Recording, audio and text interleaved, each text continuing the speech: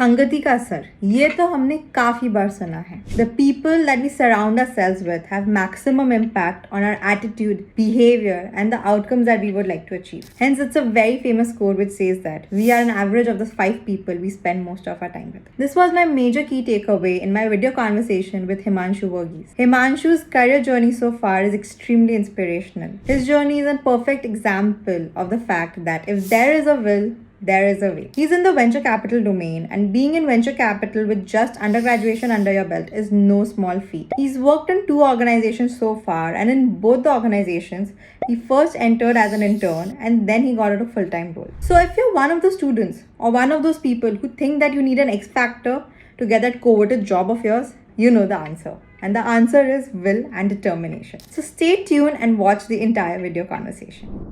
In commerce, many of us are very common and familiar with BCom as a course.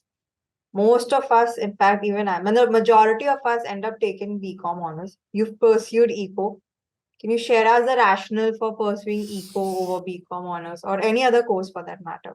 There was no sort of extremely well thought out plan as to why I picked economics over BCom. It's just that uh, the idea to pursue BA economics started off because I wanted to go to St. Stephen's at some point, right? Eighth or ninth, something. Somebody told me that civil services was the biggest job you could have. So, and the best place to study is in Delhi. So I just figured, okay, best place, best college, best course. That's how I sort of started off in economics. But when I started studying economics in 11th and 12th, I figured, the subject sort of interests me and might be a good idea to pursue it sort of for a more longer this thing. Once I started studying, I figured I actually liked the subject quite a bit. So I changed the plan from civil service to actually pursuing economics as a career for a while until I got to a point where it was actually much harder than I thought. So I stopped doing that. But that was the idea. I just like the subject over BCom, so I picked that. Yeah, economics in 11 and 12 is an interesting overall right now also how they function, the dynamics are very interesting. But it's a grueling Yeah. one of the cons of economic honors, it's quite a grueling course. One needs to be prepared for it. Yeah. Nobody told me how math intensive it can get at some point. So in 11th and 12th, it was mostly about theories and graphs and stuff like that. But in college, it's mostly calculus and trigonometry. I mean, time series analysis and stuff like that, right? So those can get slightly more math heavy, which at that point I was not too keen on. So I sort of veered off of it. But that was the initial idea, at least. Many of us, when we are in 11 and 12, we are not sure the course that we would like to pursue. In fact, we are not even aware of the interest that lies. Any advice that you would give to someone who's in 11 and 12 and is not sure how they can figure out where the interest lies? Or if say they're still not able to figure out what according to you can be the path that they can follow? One of the perks of going to a slightly nicer or more expensive school, my parents had to sell a little bit of their land to send me to that school. But one of the advantages is that I figured out early on that it doesn't really matter what you study. It's about who you surround yourself with for the most part, right? So uh, you could be, in the worst possible branch in a particular college, but if your peers from your college are really high quality students, then you will have similarly high ambitions and similarly high drive to succeed and stuff like that, right? So that's why I always tell people, surround yourself with smarter and smarter folks who will sort of push you to where you can get to, right? So for me, when I picked out the places that I want to study, was very clear. I would go to either Delhi University because that's where the brightest people in the entire country would go to study economics, or I would pick one of the sort of larger, older autonomous colleges which draws other folks from other parts of the country. So Xavier's and MCC, Loyola, some of those places. Eventually, I ended up in MCC, but the idea was to pursue density of talent as opposed to what I want to actually study. Because outside of something like a law or medicine, right? It's really very fungible what you can study. Like engineers end up in bank jobs, economics graduates end up in coding jobs and stuff like that. So unless you're really sort of focused on one particular stream of education, probably like a chartered accountancy. Even chartered accountancy, people start at the age of 28, 29, and also you can still pick those up later on. So I would always say, try to go to the best place possible and optimize more for the folks around you more than what you like. I don't remember anything that I studied in college, like, to be very honest, right? I could have studied philosophy or maths for that matter, and I would not remember anything. But I remember who I was with and what sort of conversations we had, what sort of activities we did, etc. So I think optimizing for that would be a better idea, in my opinion. Yes, I think if someone is not, basically the crux is if someone is not fixated on their choice of stream, they should prioritize a good institution. And Correct. surrounding yourself with the right set of people will also push you towards the right direction. Talked a lot about having the right set of people. How would you describe what was the role of MCC in your professional development or personal development? I'm talking about personal as well because college is just not a place where we decide on our careers. It's a place where we build friendships that last for a lifetime, network that lasts. Even if you go back to some of our college alum, they are the first ones to respond. So what was the role of MCC in this manner? So MCC is quite an old college, right? It's well over 150 years old, probably closer to 175, probably more than that, right? So a certain kind of people end up in MCC, which I didn't know at that time, but I sort of, looking back, I realized folks who end up at MCC are of a certain kind, right? One of the sort of things that I see that's missed out on a lot of other colleges when I interact with folks from there is that a lot of them are out of touch with the reality, right? So MCC was very grueling that way. So it was very up there, right? You would be thrust into classrooms and sort of social situations with people completely different from you, from different financial, from different social structures, and who have faced difficult problems and different challenges than you have, right? So it sort of puts everything into perspective. That way, MCC is a great sort of learning space. I don't think I learned a lot of economics in MCC, which is fine, right? But I learned a lot about people and how they interact with each other and stuff like that. We spent a lot of time outside classroom running events and sort of college fests and all that stuff. So you learn all of those soft skills, I would say. And in MCC, one of the sort of the best things about MCC is that everybody's treated extremely equally. Like, they're all brought down to the level of the lowest possible person, and then you're expected to build yourself back up, right? If you are from a rich family, doesn't matter. If you are a topper in your class, doesn't matter. If you are an extremely good sportsman, doesn't matter. You all start from zero, and you're expected to grow from there. So that sort of exposes you to a lot of hardships that you didn't really think uh, people face. Like, it exposes the privileges that people grew up in, and sort of the difficulties. So that helps you empathize with a lot of folks. And the other aspect of it was MCC puts you through a lot of social sort of rigorous social training, I would say.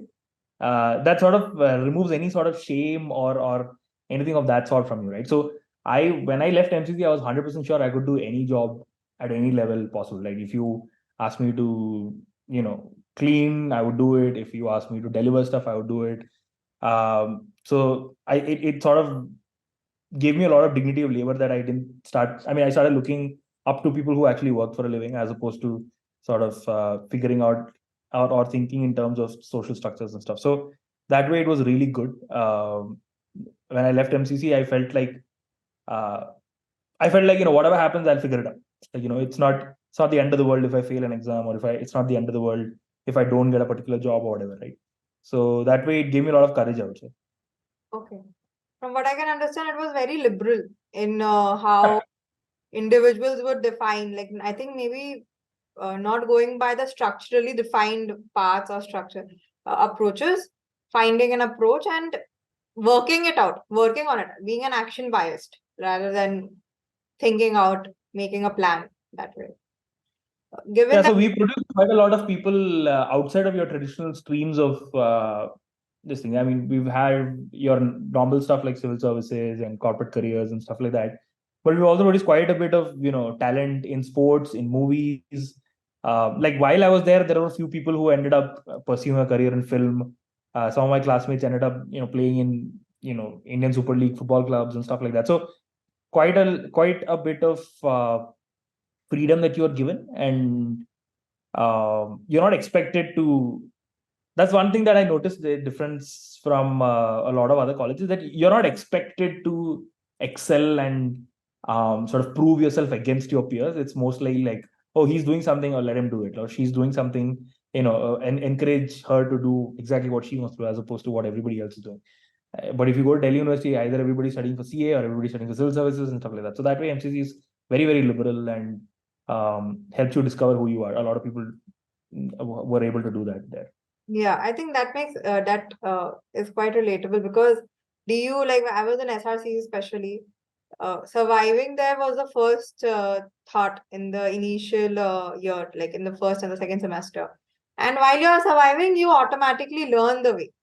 You decide that okay, to survive, let's start driving yourself in a way which will just make you sail through it. And you are quite competitive at the end of it. Even if you realize you don't realize, that's now drained in your DNA. You don't like you're naturally in it.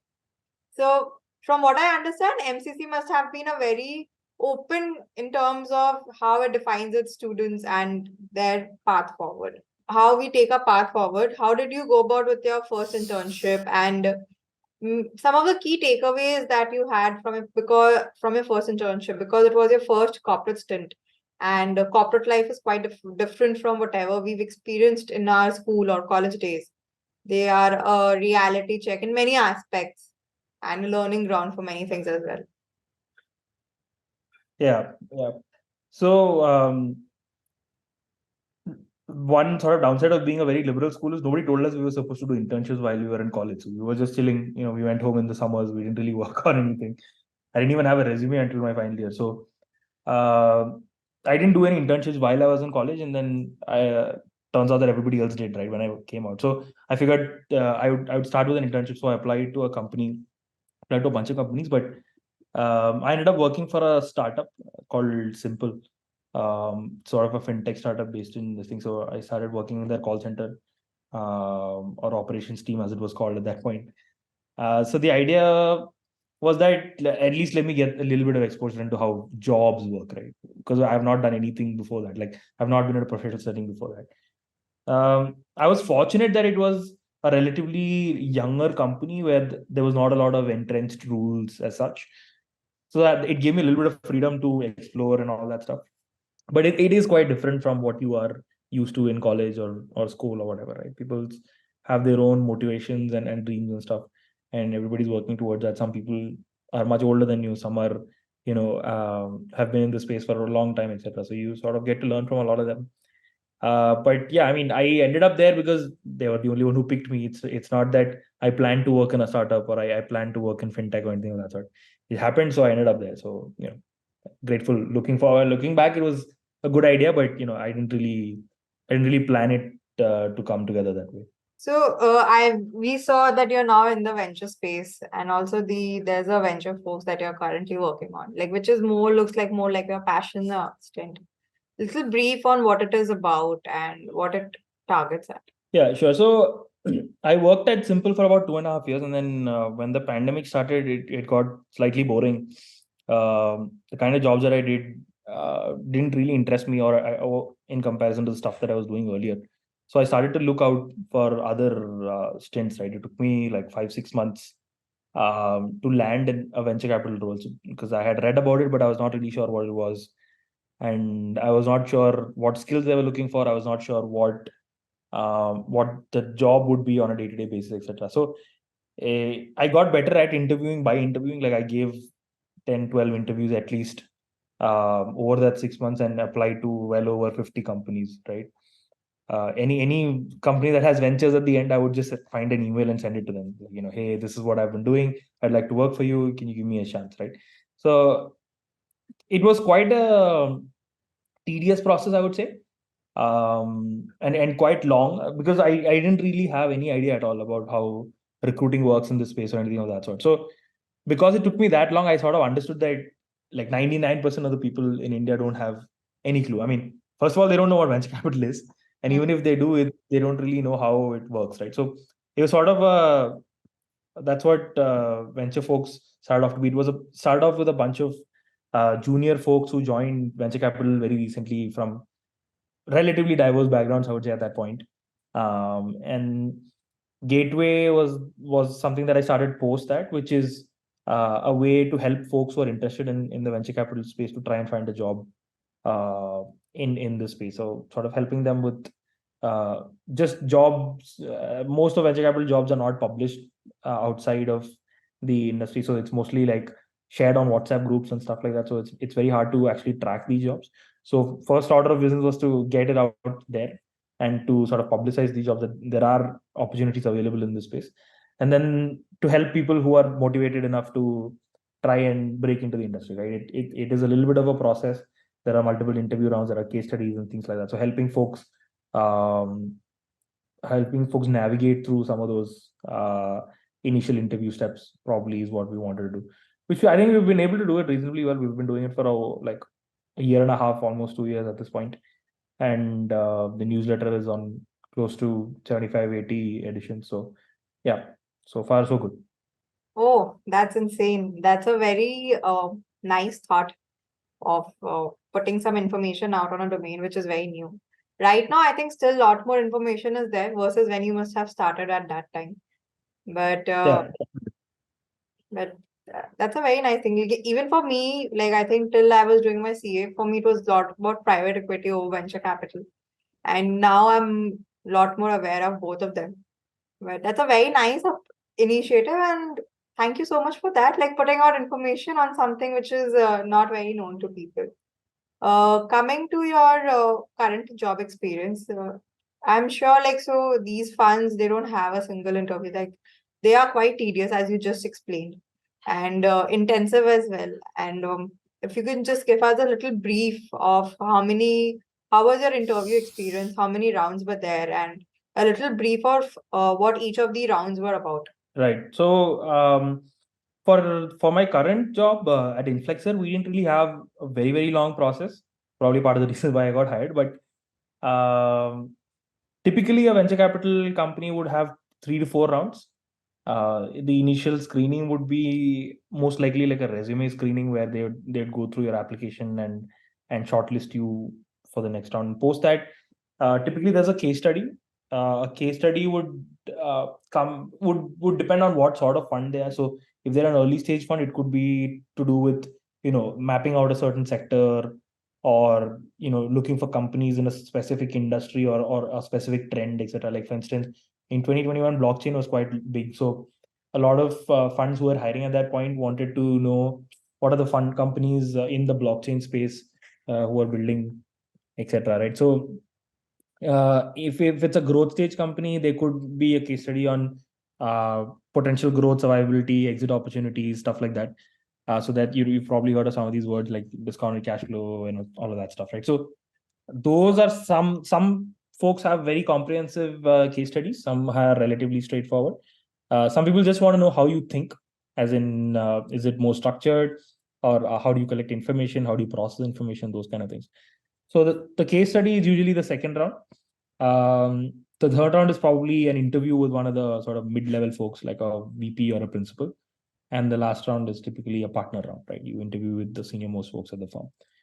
Depending on the firm, you could have multiple rounds in between these as well. Like there was a fund where I interviewed 5 times, and then in the last round I was rejected. So apart from 1 or 2 case studies at that point, right? So it's quite dependent on from firm to firm, and sometimes it's the same person will interview twice because they didn't really get a feel of how you were at the beginning. Because this is a very tight knit industry, they don't really hire that many people, so they really need to know that you're the right fit for the job and for their team. So they take a long time to process each candidate. For Inflexor, I actually joined as an intern, so the internship process was quite straightforward. There was 2 interviews, and I had to submit a case study and then 2 interviews. That's when I landed the internship. After 3 months of internship, then to convert to full time, I had another 4 interviews. So that was how we ended up here. Yeah, because I think they are very lean teams, one, and because they're lean and the work is very intense and it involves a lot of analysis, the interview rounds are quite a lot, and they look into every aspect of an individual, the technical aspect, the soft skill aspect, like what we even think in terms of our normal career path and everything, because they want the individuals or part of the organizations to be aligned with the overall goal as well. So yeah, even for your basic interview, it was like many proper jobs, full-time jobs have only 2 interviews, and you had a case study and 2 interviews. So that's intensive as well. So if you just look back and I think when someone is in their 11 and 12 or even in their college, it's too young to be very sure for many of them to know what where they want to go or how they want to do things in life. So any one or two major thumb rules or focus areas that you would say, okay, if you don't know a few things, it's okay. Follow this one or two things, then you can just figure it out over the way in the process. What according to you should be one or two factors that an individual can look at? No, I mean, it's certainly okay to be confused, especially at that age. I mean, I'm well into my job and I'm still quite confused, right? I don't know what sector I want to focus on, whether I want to stay long term in the investing space, do I want to start up? So confusions are part of life. It's not new. You'll not, if you pick one decision and you think that it's sorted, probably not. In another 6 months or 1 year, you'll be faced with another choice. So it's always okay to be confused. In fact, it's better to be confused than to be sure about something that you don't really believe in, right? So that's fine. But I think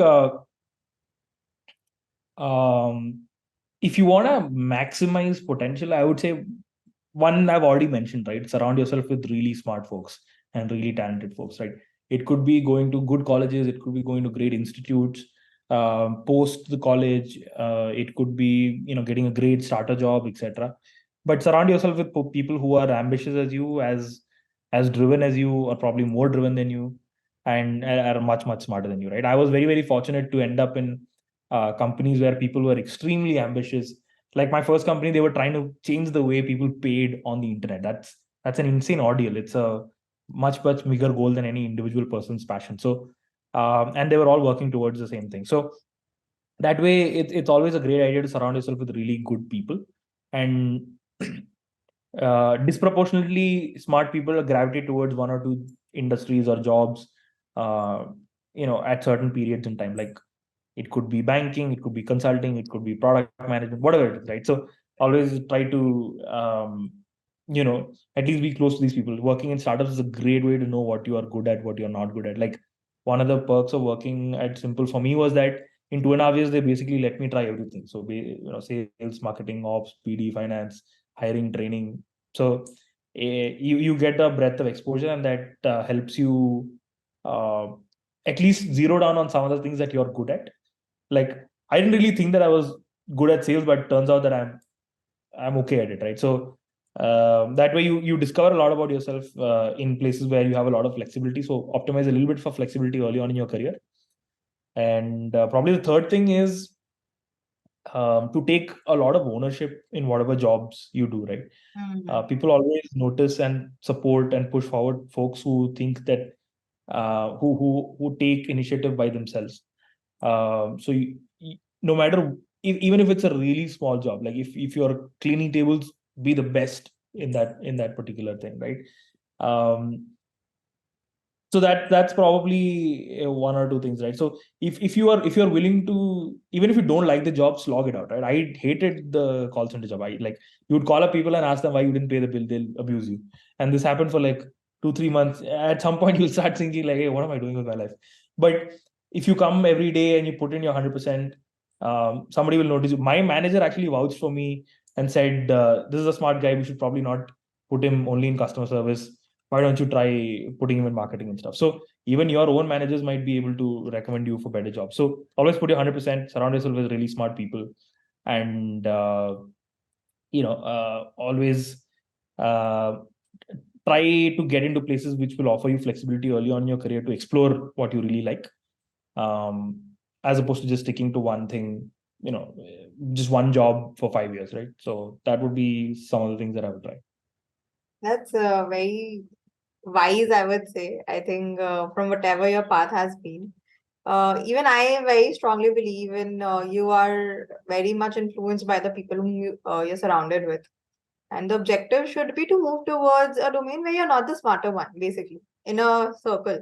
Because how will you grow then? And working yourself out in wherever you are and keeping yourself open at the initial stages of a career is very relevant, given that it's, if you're not very sure, if you're very sure, then there's this question doesn't arise only. It gives you the possibility to explore, and even you might surprise with things that doesn't that might interest you. Like the entire journey of mine, the options beyond 12 was something which was by chance, nothing planned. So what was planned was totally different, and what happens is totally different. I totally agree. Yeah. Thank you so much, Himanshu. Thank you for all your insights into your journey. And moreover, thank you for your time and taking it out over the weekend. Thank you so much. Thank you. Bye bye. Bye-bye.